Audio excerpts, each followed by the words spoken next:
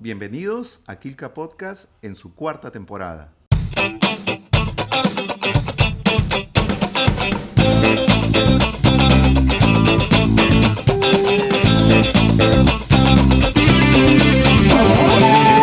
Mi nombre es Santiago Tacunan y hoy vamos a tener un programa de colección. Quilca Podcast se suma a los diversos homenajes en vida que está recibiendo el doctor Ricardo Stavridis por su larga trayectoria universitaria, sus aportes académicos a la historia del arte y sobre todo por su valiosa experiencia en la administración pública y privada.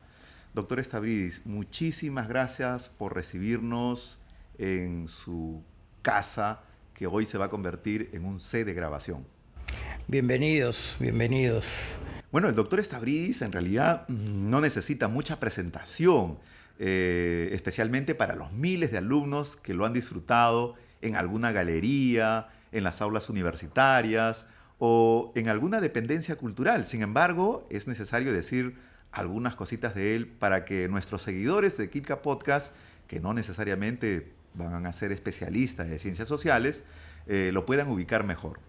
A ver, el doctor Stavridis es doctor en Historia del Arte y doctor en Geografía e Historia en diversas universidades aquí en Lima y en España. Ha desempeñado la docencia en diferentes universidades públicas y privadas. Es un empedernido investigador del arte peruano, del cual tiene cerca de 100 artículos y una decena de libros de diferentes fondos editoriales. Ha participado en diferentes congresos internacionales como expositor principal aquí en el Perú, en España, en Portugal, Brasil, México, Colombia y en fin. Tendríamos media mañana para enumerar la cantidad de congresos y países en la cual ha participado. Pero también ha ejercido cargos importantes como la dirección del Museo de Arte en San Marcos, la dirección de la Escuela Profesional de Arte en esta misma casa de estudios, así como la dirección de la Escuela Profesional de Conservación y Restauración de la Facultad de Letras y Ciencias Humanas. Ha sido condecorado varias veces por su incansable labor universitaria, por su dedicada tarea de investigación y como gestor de la cultura peruana. Doctor Stavridis, estudiar historia de alguna otra manera genera una serie de compromisos y también de algunas inclinaciones respecto a algunas preferencias profesionales en nuestra juventud. Cuéntenos cómo es su experiencia de poder adentrarse en la historia del arte. Bueno, en principio mi atracción fue hacia los pinceles, o sea, la idea fue estudiar pintura en la Escuela Nacional de Bellas Artes. Antes de que terminara la carrera, en los últimos años, ¿no? El doctor Ernesto Sarmiento, uno de mis profesores en la Escuela Nacional de Bellas Artes, me llamó para trabajar en el Instituto Nacional de Cultura, ¿no? En una área que era nueva en la época de Martha Hildebrand, estoy hablando en los años 1973. Y el hecho de trabajar en lo que es el inventario y catalogación del patrimonio histórico-artístico, ¿no? Muebles sobre todo, sentí la necesidad de hacer estudios de historia del arte en una forma más profunda. Pensé en San Marcos, me presenté a San Marcos y ahí estudié, ¿no? Los primeros años que los concluí en la Universidad de Sevilla, en España, ¿no? Ahí me licencié y el director de mi tesis fue Jorge Bernales Ballesteros, ¿no? El que era cónsul y aparte catedrático en la Universidad de Sevilla. De ahí, ya años después, fue el doctorado en la UNED de Madrid, por cuanto en San Marcos no existía un doctorado en Historia del Arte. Y la mayor parte de mis compañeros, de mis colegas profesionales en la docencia en San Marcos, al menos en el área de arte, en la Escuela de Arte, seguían doctorados en historia o doctorados en educación o en literatura, porque no había el doctorado en historia del arte. Pero yo dije, bueno, yo he estudiado historia del arte y yo quiero doctorarme en historia del arte. Y ahí tuve noticias de esta universidad, de la UNED de Madrid, ¿no?, donde podía hacer los estudios. Como tenía ya los estudios de Sevilla, me facilitó mucho el ingreso a la UNED de Madrid y ahí fue donde saqué el doctorado. Es doctorado en Geografía e Historia en especialidad en arte. Por eso es Historia del Arte, ¿no? ¿Y este ingreso a la Escuela de Bellas Artes fue una elección personal? ¿Alguien influenció? Porque de pronto vivimos en una sociedad bastante conservadora, aunque no lo parezca, y normalmente las familias tienden a generar algún grado de influencia para que los hijos puedan estudiar carreras más tradicionales, derecho, medicina, etcétera, etcétera. Elegir una carrera en la Escuela de Bellas Artes, me imagino que debe haber causado algún cisma en la familia, alguien se opuso. Cuéntenos esa pequeña experiencia familiar. Creo que no es el único caso, como dice usted, la generalidad de las familias piensan en que si uno va a seguir una carrera de arte, se va a morir de hambre. Eso es lo que piensan los padres, ¿no? Que no es una carrera rentable. Entonces, mi padre lo que quería era que yo estudiara para contador público. Y me presenté a la Universidad Villarreal, me acuerdo, en años mozos, ingresé para estudiar ciencias económicas y recibirme de contador público. Pero para ese entonces ya yo pintaba en mi casa en forma autodidacta y tenía amistades que me llevaron a la Escuela de Bellas Artes, vi los ambientes, vi todo ello y me dijeron, si a ti te gusta esto, ¿por qué no te presentas?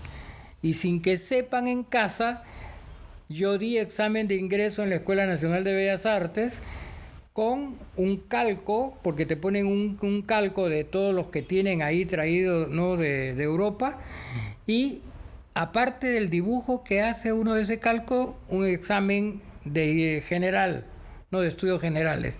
Ingresé a la Escuela de Bellas Artes sin que mi padre lo sepa. ¿Y cuando se enteraron? No, abandoné ciencias económicas y fui un día donde mi padre y le dije, papá, yo quiero seguir esta carrera, y no creas que me voy a morir de hambre, porque me he matriculado en la carrera docente, porque eran 4 años para ser docente, profesor de artes plásticas, y 6 años para ser artista. Y yo podía hacer todas las 2 carreras a la vez. Entonces dije, mira, voy a ser docente, no me voy a morir de hambre en colegio, ¿no?, de profesor de artes plásticas. Y me cortó todo lo económico. ¿No quieres seguir? Bueno, ha salido después que has ingresado a ciencias económicas. Felizmente tuve un hermano, digo tuve porque falleció hace 2 años, mi hermano, uno de los más queridos.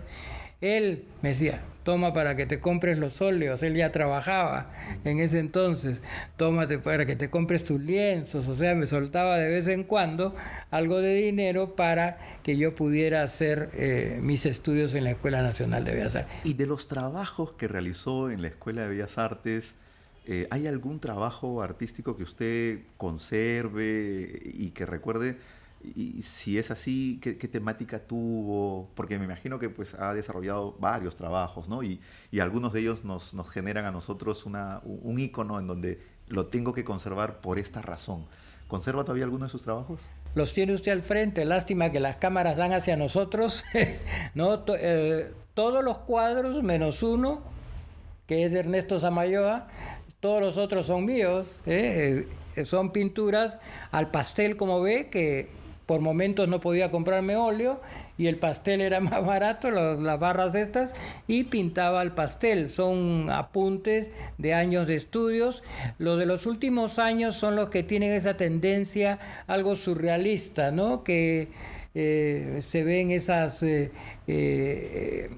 ¿cómo se llaman? Estas conchas marinas, ¿no? Como algas dentro de ambientes surrealistas, ¿no? Y de todos estos cuadros que contamos, que son alrededor de 6, ¿Cuál de ellos le tiene un mayor afecto y por qué? Un mayor afecto, quizás el que está justo allá, que es, le llamo el poeta. El poeta es un cuadro que realicé en los primeros años de estudios, ¿no? Un muchacho, como un muchacho soñando, leyendo, ¿no? Y dentro de una línea que fue siempre de mi atracción, ¿no? La línea de los postimpresionistas. Por ejemplo, ese cuadro, por la técnica usada, está más cerca de lo que hacía Paul Cézanne, por ejemplo, ¿no? Uno de los artistas que yo admiro mucho en la época del postimpresionismo. Genial. Sí, bueno, cada trabajo tiene pues una historia, ¿no? Y ahora vamos a mostrarlo, porque en realidad este cuadro se ve bastante atrayente. Pero volvamos al tema de la administración pública, del cual usted nos contaba, de su ingreso al Instituto Nacional de Cultura. ¿Qué experiencias uno puede sacar del paso que usted tuvo en el antiguo Instituto Nacional de Cultura? ¿Cuáles son los desafíos que encontró dentro de la administración pública, que es todo un mundo también por descubrir? Sí, mire, nosotros empezamos siendo una unidad de inventario y catalogación, que éramos unas 4 personas, ¿no?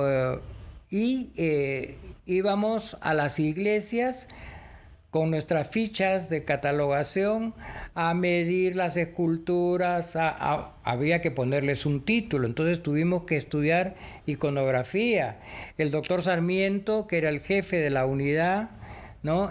Nos daba clases de la historia del mueble, la historia del vestido, de ornamentos sagrados, de objetos litúrgicos, porque el área del patrimonio histórico-artístico mueble es muy amplia, no solamente la pintura, la escultura, sino también hay el mobiliario antiguo de las iglesias, ¿no? Y todo ello nos enriqueció indudablemente y nos sirvió para realizar ese trabajo que está un poco plagado de anécdotas. Le cuento que íbamos, por ejemplo, a la iglesia de la Merced. Todo era con permisos, indudablemente, ¿no? Que sacábamos del arzobispado. Y íbamos y para medir la escultura o para ver si era tallada en madera y le levantábamos si tenía algún vestido de tela y un día en la Merced, me acuerdo, se nos acerca un viejito, un religioso, un fraile mercedario. ¿Qué están haciendo, herejes? Nos gritó, nos botó de la iglesia, ¿no? Y así anécdotas como otra en que fuimos a catalogar las obras del monasterio de la Concepción y en la puerta las religiosas no nos dejaron entrar y nos dijeron: esto es clausura papal y solamente entran con permiso del Papa. Pero además habría que mencionar que en la época en que usted, con el equipo que tenía, comienzan a hacer un trabajo de catalogación, no habían estos inventarios y catálogos que ahora de pronto tenemos, incluso en algunos casos de manera digital, y entonces habría que establecer pues los criterios, los campos, armar la ficha, ¿no? Y hacer todo un trabajo de descripción. Exacto. Ahora, en mi época, le cuento y se van a reír muchos, nosotros escribíamos las fichas con máquina de escribir, porque no había computación en esa época. Y teníamos que poner el papel carbón porque teníamos que sacarla por duplicado, por triplicado. O sea, si uno se equivocaba, era la catástrofe, tenía que volver a hacerla. Y muy trabajoso. Nos tuvimos que hacer fotógrafos también, ¿no? Para poder ir y tomar nosotros mismos la fotografía. Nosotros hacíamos todo, ¿no? Tomar la fotografía, después al regresar la ficha de gabinete, el tipeo y todas estas cosas. Y no solamente se hizo en Lima, ¿no? Sino se hizo a nivel nacional. No abarcamos todos los departamentos, pero gran parte.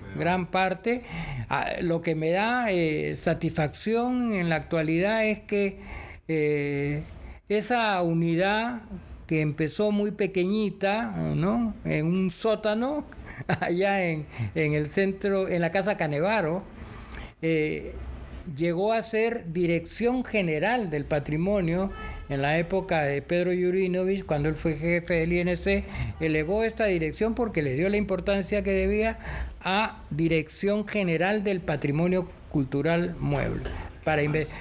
Por ahí tenían que empezar, porque para todo lo que hay que hacer, restauración, investigación, todo, si no conoces la obra, ¿y cómo la conoces? Haciendo un inventario, yendo a la CIR. Y ahí tienes la ficha y la conoces con una foto. Ahí puedes hacer investigación, puedes hacer restauración en base a lo que has visto. Ni siquiera las proyecciones de trabajo, si no conoces el volumen, ¿no? Y el estado en el cual se encuentran estas piezas. Pues claro, obviamente. Pero en esta experiencia en la administración pública, me imagino también que debe haber encontrado alguna frustración, ¿no? De querer alcanzar algún objetivo y por, no sé, pues un tema de decisión política o falta de apoyo institucional, no pudo concretarla. ¿Hay alguna de esas frustraciones que usted todavía conserva en la memoria? No la pude concretar en su totalidad, pero logré sacar 3 libros sencillitos de inventario del patrimonio mueble de Cajamarca, 1, y 2 libros de Arequipa, pero después se acabó la subvención y no pude sacar de todo lo que habíamos hecho, ¿no? Siquiera quedaron esos 3 libros de inventario que debería de haber de todo lo que hay en el país, y que muchos historiadores me han agradecido que los haya hecho, o restauradores, porque a través de esos inventarios han podido conocer las obras de arte, ¿no? Porque nosotros, siendo oficiales del INC, teníamos acceso, así como teníamos problemas para entrar a la Concepción, teníamos acceso a sitios que nadie entraba en los conventos, ¿no? Era iglesia y convento, y todo el convento lo recorríamos, y sitios donde nadie había ingresado anteriormente. Y quizás ese es el plus, ¿no? Cuando uno trabaja en la administración pública, de estas autorizaciones y permisos, porque va a nombre, pues, del ministerio, del gobierno, o en algunos casos de alguna municipalidad o gobierno regional, y se te facilitan un poco los trabajos. Así es, así se pudo. Y algo que le puedo agregar es una satisfacción, el hecho de que en la actualidad los que realizan esta tarea de inventario, de catalogación y la jefatura en el Ministerio de Cultura son alumnos míos de San Marcos. O sea, son alumnos que se han formado en la Escuela de Arte y que trabajan ahí, ¿no? Uno de ellos es Gerardo Moreno, por ejemplo, ¿no? Dentro de otros exalumnos de San Marcos, ¿no? Bueno, dices casi un premio, un galardón que uno tiene, pues, de manera indefinida, ¿no? Usted se caracteriza por ser investigador y docente. Acá le voy a hacer una pregunta difícil, ¿eh? Si tuviera que elegir solo una de estas 2 pasiones que tiene, ¿con cuál se quedaría y por qué? ¿Con la de investigador o la de docente? Sé que hay una complicidad entre ambos, pero elija una. Verdaderamente que es una pregunta difícil, como usted lo dice, porque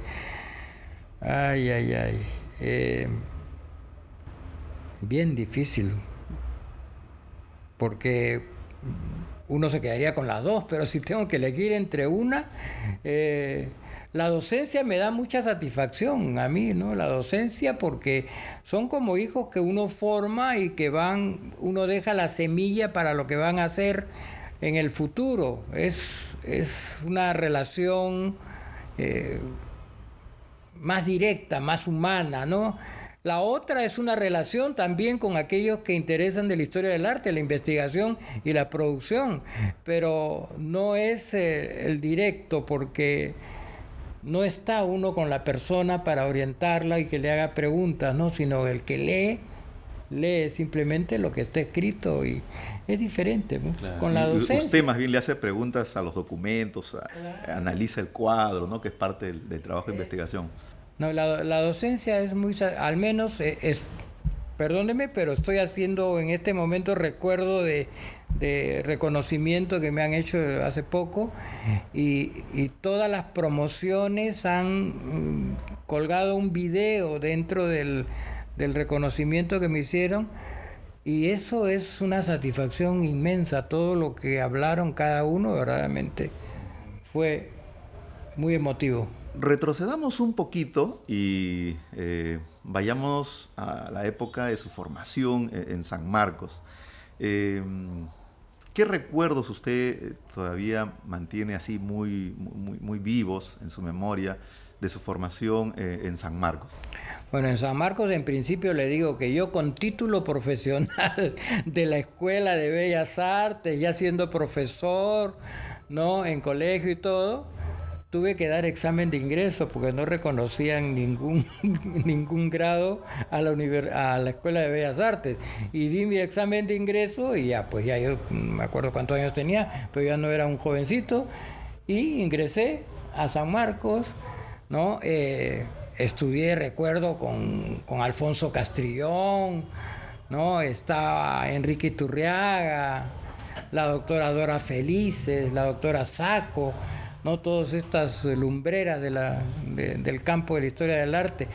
Pero el problema es que en esos años en que yo estudiaba había la situación de terrorismo y todas estas cosas que hacían.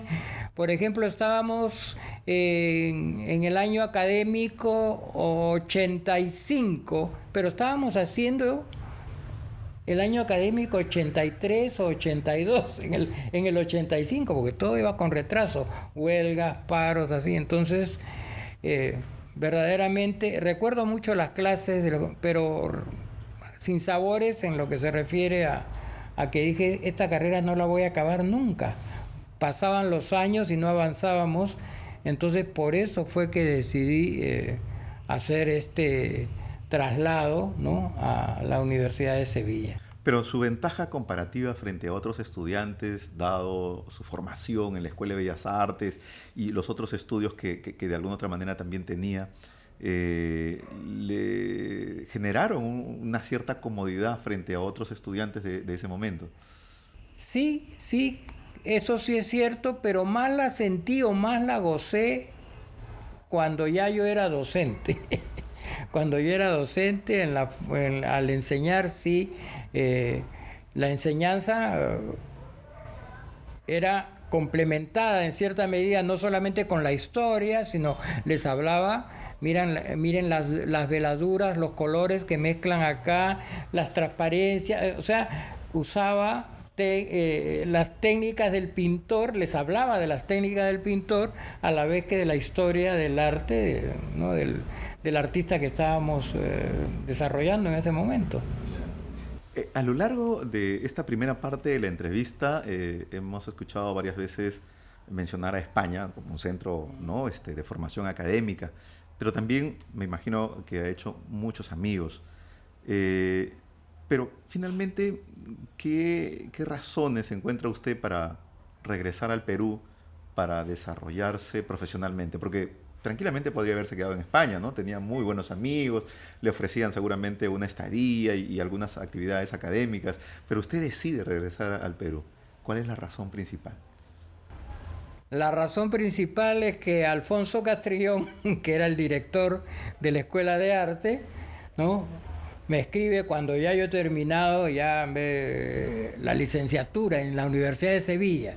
Me dice, tienes que venir porque no hay historiadores de arte y te necesitamos acá en la Facultad de Letras en San Marcos. Tienes que venir de España, no te puedes quedar allá. Y tomé la decisión de venirme, ¿no? Dije, bueno, me sentía necesitado acá. Y ingresé a San Marcos. Incluso recuerdo que yo empecé en la Católica antes de San Marcos, porque llegué y no había contratos, todavía Alfonso gestionaba contratos para que trabajen en San Marcos, y me llamaron de la Católica. Silvio de Ferrari se iba de viaje y me llamó para que enseñen estudios generales letras en la Católica, que tenía como 200 alumnos, y así fue mi inauguración en la docencia universitaria, primero en la Católica y después, a los 2 años, fue que ingresé ya a San Marcos, ¿no? Y en San Marcos, ¿cuál considera usted que es la mayor contribución académica que le ha dado a sus estudiantes? Bueno, como dijo usted hace unos momentos, mi formación en artes plásticas en la Católica, mi formación como catalogador de obras de arte, ¿no? En el Instituto Nacional de Cultura, todos los cursos de Sarmiento, más mi formación en España, yo creo que tenía mucho que dar en el interior. Y aparte la sensibilidad del historiador con el artista plástico estaban ahí juntas, ¿no? Y podía yo proyectarme a los alumnos mucho más, ¿no? Hemos conversado, conocemos a algunos de sus estudiantes y cuando mencionamos pues su apellido, hay casi unanimidad, ¿no?, entre ellos de reconocimiento que le tienen por los años de formación.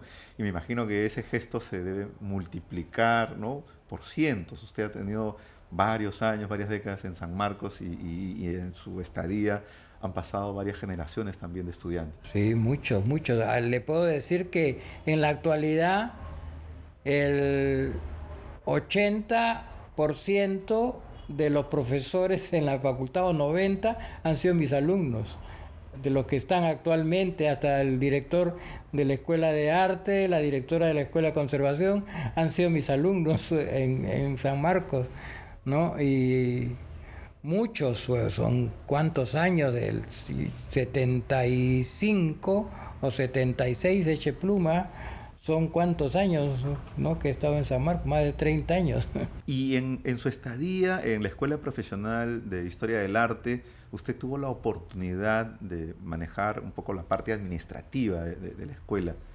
¿Qué cambios usted pudo darse la satisfacción de generar ahí como una contribución también para la formación de los estudiantes de Historia del Arte? Mire, las jornadas curriculares que se hacían constantemente, tratábamos de mejorar siempre la currícula de la escuela, porque la formación no es específicamente para historia del arte, sino para...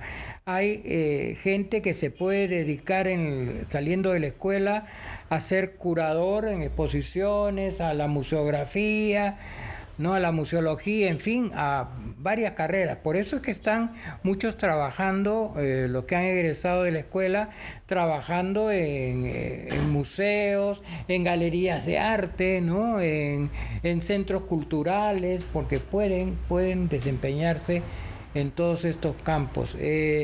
Yo creo que lo que más recuerdo yo y que me permite enlazar con el Museo de Arte de San Marcos es la creación de los talleres, que tenían 3 créditos. Talleres que permitían que los chicos hagan prácticas y a la vez el estudio, ¿no?, de inventario y catalogación, cómo se hacen las fichas, cómo se llena una ficha de catalogación.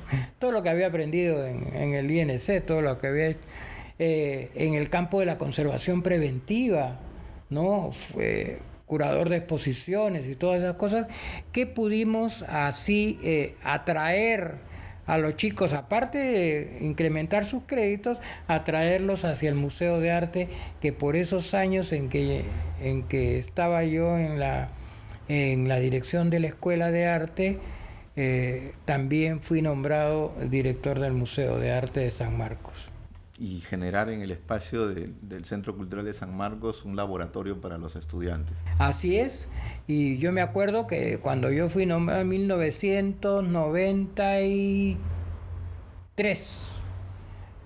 director, cuando todavía toda la casona estaba repartida entre facultades y el museo se llamaba Museo de Arte y de Historia y dependía de la Facultad de Letras, ¿no? Así como el Museo de Arqueología dependía de la Facultad de Ciencias Sociales. Y en pleno proceso, ¿no?, de restauración de la casona. Estaba también en pleno proceso de restauración y me acuerdo que fui nombrado en esa época, ¿no?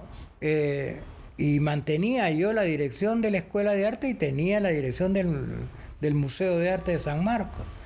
Yo he sido 14 años he sido director de la Escuela de Arte, como en tres periodos o 4. fui elegido ahí en las elecciones que hay ahí. Y en el Museo de Arte, pues es una de mis... Creo que en mi relación con San Marcos, lo que yo más recuerdo y que más satisfacciones me ha dado es el Museo de Arte. Claro, porque ahí pues no solamente estaba la sala colonial, sino también la de arte contemporáneo, ¿no? Que era aparentemente un espacio que no era muy conocido en el gusto popular, pero cuando uno ingresaba y veía pues cuadros que tenían una proyección iconográfica distinta a la tradicional, uno quedaba pues prácticamente fascinado, ¿no? Cómo los artistas plasman ahí parte de toda esta cosmovisión o inquietudes personales que puedan tener. Mire, el Museo de Arte de San Marcos, cuando yo me hice cargo, no había más que una secretaria y nada más. Y el museo estaba cerrado y tenían que pedir cita si querían ir y el director guiar a la gente que iba. Yo dije, esto no puede seguir así. Ahí fue donde se crearon los talleres, incentivé a los alumnos para que vayan a hacer prácticas. Tuve mucha gente, ¿no? Es una lista larga que por ahí la tengo, de alumnos que se inscribieron ya, y no eran exigencias. ¿Tú qué quieres hacer? ¿Quieres hacer inventario? Ya. ¿Tú quieres hacer exposiciones? ¿Tú quieres...? Y les di campo libre para que hicieran ellos eso. Y poco a poco, primero se hicieron los inventarios, o sea, tratar de poner la casa un poco en orden, a ver qué había, y después dije, nadie viene a este museo. ¿Qué podemos hacer? Me acuerdo que hablé con Silvio de Ferrari, y Silvio de Ferrari era el director de la galería del Banco Continental de Miraflores, que queda en la avenida Larco, quedaba, porque ya no funciona, debajo del Banco Continental, el grande que hay en la avenida Larco. Era un sótano, pero una galería grande. Y se hizo ahí 400 años del retrato en la historia de Lima, fue el título que se le dio. La cantidad de visitantes que tuvo, creo que en toda su historia el museo no lo había tenido.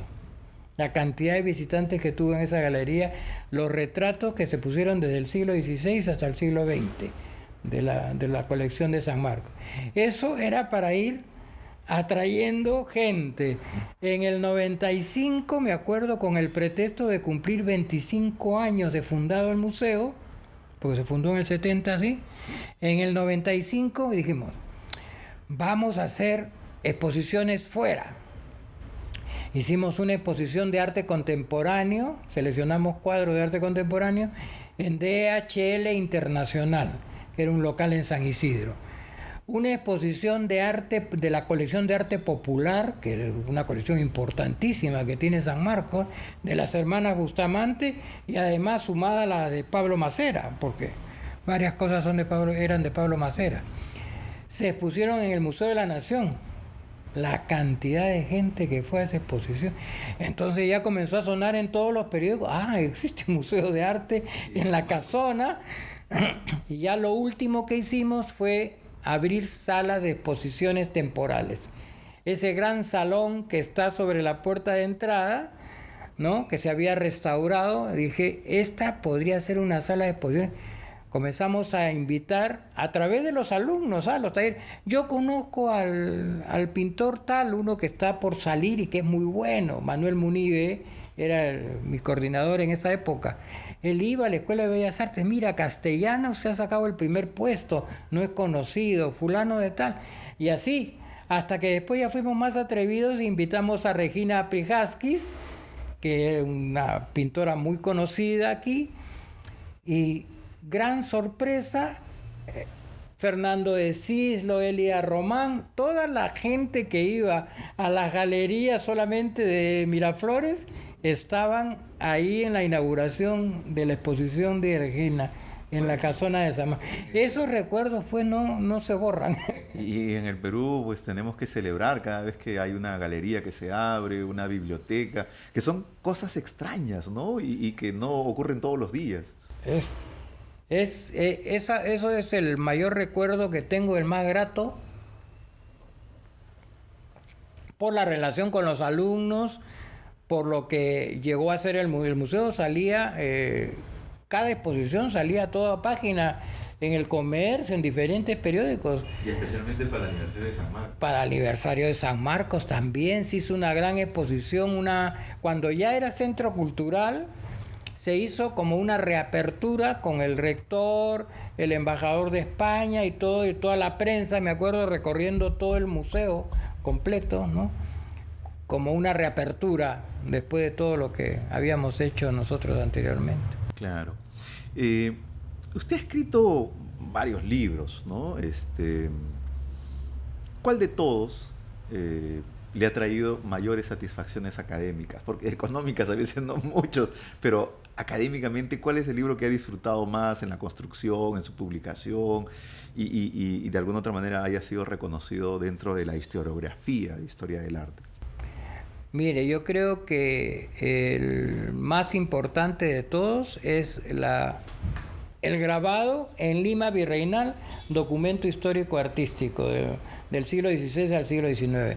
Ese lo publicó el Fondo Editorial de San Marcos con el auspicio del Banco de Crédito del Perú.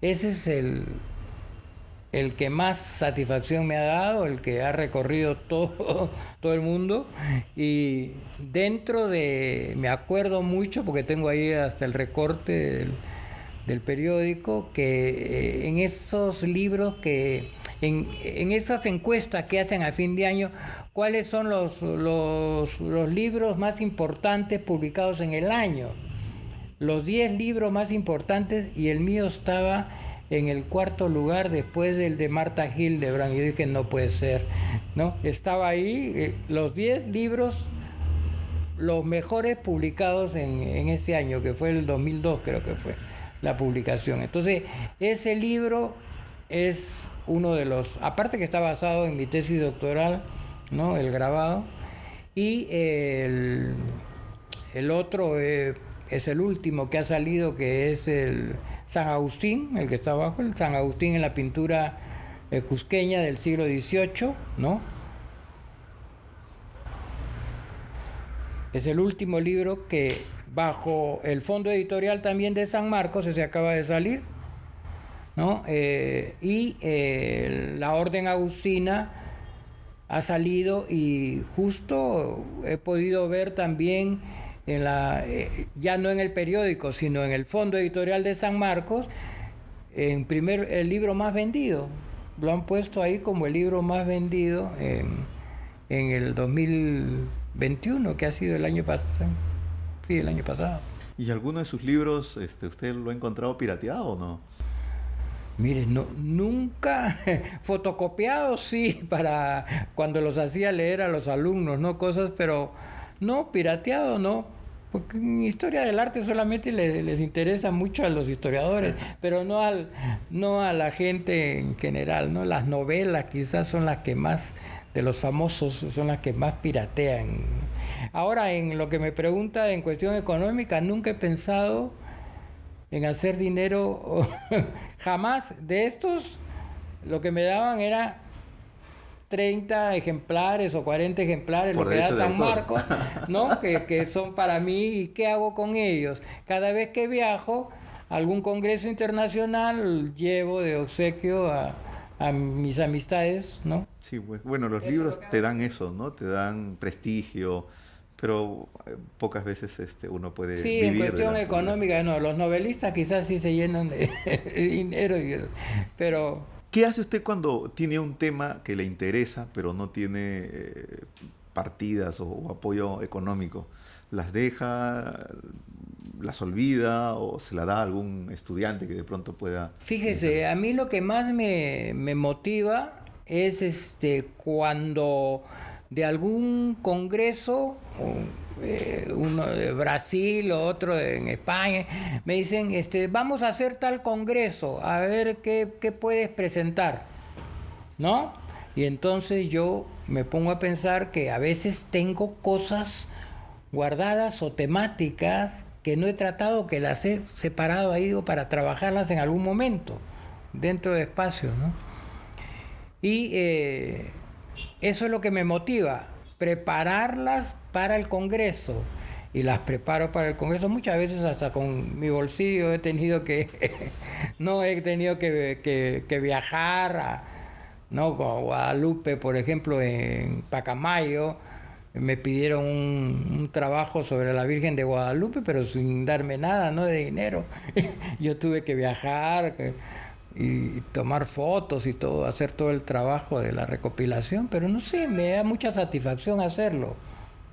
Pues casi es una contribución, ¿no?, generosa al mundo académico, porque aquí en el Perú pues es bastante complicado tener Sí, fuentes de financiamiento. No niego que ha habido dentro de los proyectos de investigación de San Marcos, indudablemente, ¿no?, que yo he participado muchos años, partidas para la investigación. Entonces, muchas investigaciones quedaban, pero no a nivel de publicación, porque no le dan para la publicación, sino para que uno concluya la investigación y ya está la partida, creo que era de 4.000 soles, creo que era toda la partida, no me acuerdo muy bien, ¿no? Y uno, bueno, avanzaba en lo que podía, compraba libros y cosas ¿no?, necesarias para la investigación, pero quedaba ahí. Entonces de repente esas, ¿no? Por ejemplo, lo último para... Porque este año que ha pasado, 2021, no sé, quizás ha sido como una culminación, no sé si llamarle así, de nunca he escrito tanto como en el 2021. En el 2021 ha salido el libro de San Agustín, ha salido un libro de la Ricardo Palma, que son 2 volúmenes, ¿no?, relacionados con los 200 años de la independencia en el Perú, el bicentenario, ¿no? Y esos 2 en físico y 2 en virtual, ¿no? Uno del Congreso Internacional del Barroco Iberoamericano de Granada, que iba a ser allá, que me quedé hasta con el pasaje comprado, porque ahí tengo mi pasaje todavía para ir a Granada, y fue virtual. Y el otro es uno de Brasil, que me dijeron, a ver qué puedes presentar, y había algo que tenía guardado también sobre Santa Ifigenia, la iconografía de Santa Ifigenia, que es una Santa Negra, ¿no? Sí. Un caso excepcional en el Perú. ¿Por qué? Porque esa santa es famosa en Brasil, es famosa en Portugal, en diferentes lugares, pero está vestida de carmelita, es negra y vestida de carmelita. Y bueno, a dedicarme a estudiar, nos remonta hasta la época de San Mateo. Ella fue convertida por el apóstol San Mateo al cristianismo. Y el único caso que yo he visto en que la visten como princesa, porque era princesa, ¿no?, con turbante, es acá en el Perú, en Cañete, en la Hacienda La Quebrada, donde le hacen la fiesta. Esa pintura que está ahí es la única representación que yo conozco donde está ella vestida de princesa, no de monja carmelita. Aunque la escultura que tiene otro... Tiene un manto, rojo, creo, azul, pero está recontra pintado, pero al duco, como digo yo. Eso está pintado al duco. Y esa puede ser también del siglo XVIII como la pintura, porque yo la pintura la considero de Cristóbal Lozano, posiblemente, es muy seguro que sea de él, del pintor limeño del siglo XVIII, uno de los más importantes. En la Facultad de Letras y Humanidades, a usted lo deben recordar con cariño por la generosa contribución que ha tenido en la creación de la especialidad de conservación y restauración. En este proceso, que sabemos que ha durado varios años, ha tenido seguramente muchas dificultades que enfrentar. Mencióneme la más complicada. Mire, dentro de todo, bueno, ya le comenté todo lo que tuvimos que hacer, 10 años para que lo acepten la carrera. En el 2011 empezó la Escuela de Restauración, me nombraron director, estuve 3 años de director de esa escuela, el primero, y el hecho de, miren, se creó la escuela en escrito con una currícula y todo, pero había que ver espacios, habían que ver toda la tecnología o los equipos que implican una carrera de restauración, que no es no es como las carreras de letras. Ahí es ciencia, letras y tecnología, porque es una carrera que tiene cosas de humanidades, es una carrera que tienen cuestiones técnicas, ¿no? Y cuestiones científicas, porque tienen cursos de química, de física, de biología, los que tienen que estudiar. Entonces, ¿se imagina usted todo el equipo que es necesario para esa escuela? Como siempre en San Marcos, difícil que uno consiga el dinero. Conseguí que crearan la escuela, después conseguí que se creara el espacio, una habitación grande en la Facultad de Letras, ¿no? Que se hicieran algunos lavatorios especiales que hay para la cerámica, algunos equipos, pero elementales, pero falta mucho todavía, falta mucho, como les he dicho a los chicos y a los profesores en el homenaje el otro día.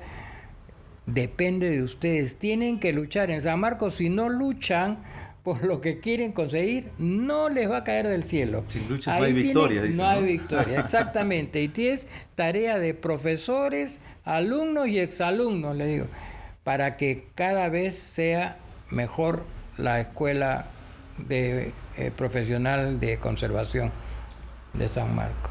De todos los premios y reconocimientos honoríficos que usted ha recibido hasta ahora, por la trayectoria y la contribución que ha tenido a la historiografía, ¿cuál es el más importante y por qué?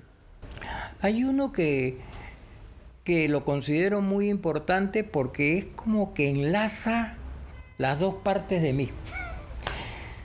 Es el premio que me dieron por el centenario de la creación de la Escuela Nacional de Bellas Artes, ¿no? Se cumplió 100 años de que Daniel Hernández creara la Escuela Nacional de Bellas Artes y me dieron el premio que lleva su nombre, ¿no? El premio Daniel Hernández. Y no me la dieron por ser artista. Yo era egresado de ahí, no es un premio que me dieran por ser artista y egresado. No, me dieron el premio por la destacada labor de investigación del patrimonio cultural. Todas mis investigaciones que habían colaborado, ahí no me acuerdo del texto completo, ¿no? Y entonces era como mi alma mater, como pintor, me estaba premiando por lo que yo estaba haciendo o lo que había hecho como historiador de arte. Eso fue muy especial para mí, que me lo dieran en la Escuela de Bellas Artes. Genial. Como para ir terminando nuestra entrevista, si tuviese a sus estudiantes al frente, que seguramente ahora nos van a ver, ¿qué mensaje les dejaría? Bueno, en principio, que siempre sigan la vocación que sientan y que luchen por sus sueños, ¿no? Que siempre luchen por sus sueños, que no se dejen vencer fácilmente y que, sobre todo en lo que específicamente tienen que ver con el arte, que defiendan nuestro patrimonio artístico, que el Perú tiene mucho. Desde la época, creo, de las cavernas, hay patrimonio importante hasta el siglo XXI, que hay que conocer, proteger y difundir. A todos nuestros seguidores de Quilca Podcast nos vamos despidiendo con esta entrevista especial de colección, como les manifestábamos al inicio, en la calidez de su hogar. Agradecemos mucho al doctor Ricardo Stavridis y desde Quilca Podcast nos sumamos a la serie de homenajes y reconocimientos que en vida, y remarco esto, en vida, él pueda disfrutar. Doctor, muchísimas gracias por esta Muchas entrevista. gracias a ustedes, muchas gracias. Y tendremos más noticias, más publicaciones, que es además algo que a usted le encanta hacer. Nos vemos, hasta otra entrevista. Gracias.